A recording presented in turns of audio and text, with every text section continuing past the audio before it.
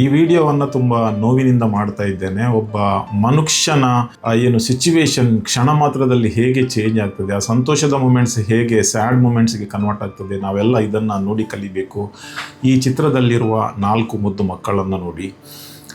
ಇವರು ದುಬೈಯಲ್ಲಿ ಅಬುದಾಬಿಯಿಂದ ದುಬೈಗೆ ಬರುವಾಗ ಗಂಟುಂಟ್ ಎಂಬಲ್ಲಿ ಬೆಳಗ್ಗಿನ ಜಾವ 4 ಗಂಟೆಗೆ ಒಂದು ಆಕ್ಸಿಡೆಂಟಲ್ಲಿ ತೀರಿಕೊಳ್ತಾರೆ 4 ಜನ ಸಹೋದರರು.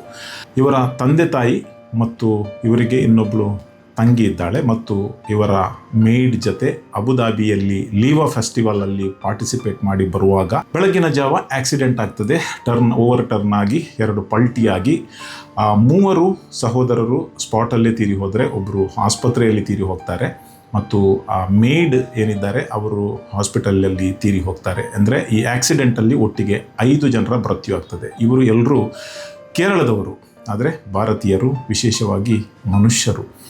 ನಾವು ಬಹಳ ನೋವಿನಿಂದ ಈ ಘಟನೆಯನ್ನು ನೋಡ್ತಾ ಇದ್ದೇವೆ. ಯಾಕೆಂದರೆ ಒಂದೇ ಒಂದು ತಾಯಿಗೆ ತಮ್ಮ 4 ಗಂಡು ಮಕ್ಕಳನ್ನು ಒಂದೇ ದಿನದಲ್ಲಿ ಅಥವಾ ಒಂದೇ ಕ್ಷಣದಲ್ಲಿ ಕಳ್ಕೊಂಡಾಗ ಹೇಗಾಗಿರಬಹುದು, ಅಥವಾ ಆ ಇಡೀ ಕುಟುಂಬಕ್ಕೆ ಅವರ ಶಾಲೆಗೆ ಹೇಗಾಗಿರ್ಬೋದು. 14 ವರ್ಷ, 12 ವರ್ಷ, 10 ವರ್ಷ, 7 ವರ್ಷ, 5 ವರ್ಷ ಈ ಪುಟ್ಟ ಮಕ್ಕಳು ನೋಡಿ ತುಂಬ ಬೇಸರ ಆಗ್ತದೆ ನೋಡುವಾಗ.